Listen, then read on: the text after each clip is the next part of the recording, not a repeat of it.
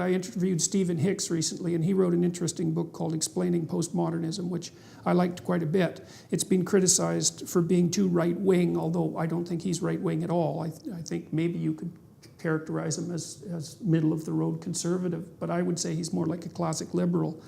But I'm really curious about your views about, well, what postmodernism is, first of all.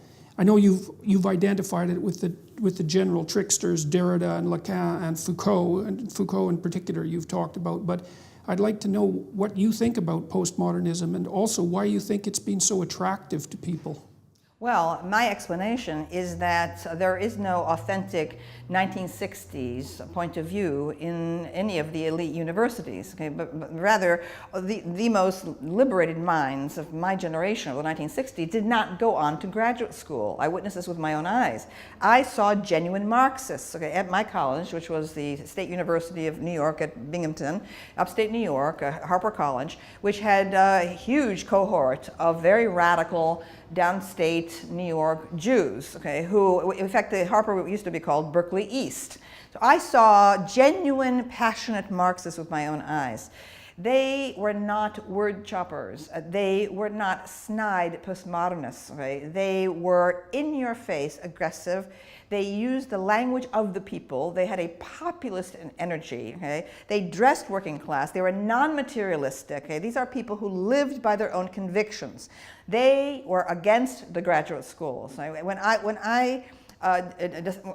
on to graduate school and it became known that I was going to go to Yale, I was confronted by a leader of the radicals on campus in broad daylight in front of everyone, who denounced me for, he said, grad school is not where it's happening. You don't do that. If you have to go to graduate school, you should go to Buffalo. Now, I had applied to SUNY Buffalo because the great leftist critic Leslie Fiedler was there, who had a huge impact on me. He created identity politics, but without its present distortions. Right? And Norman Holland, the psychoanalytic critic, was there. I would have been very happy to have gone on to Buffalo, but I needed the library at Yale, so I continued on to Yale.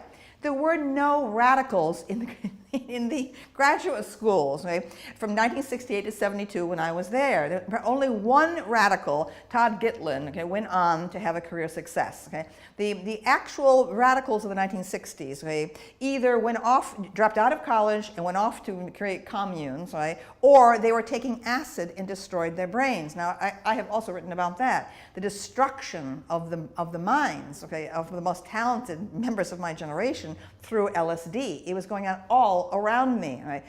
So what's happened is the actual legacy of the 60s got truncated. The idea that these post-structuralists and postmodernists are heirs of the 1960s revolution is an absolute crock. Okay? What they represent, as Foucault shows, Foucault said, okay, that the biggest influence on his thinking, okay, was Samuel Beckett's Waiting for Godot, okay, which was a post-World War II play written in Paris that was about the disillusionment and nihilism experienced after Hitler went through occupied France, right? And all of Europe was in ruins.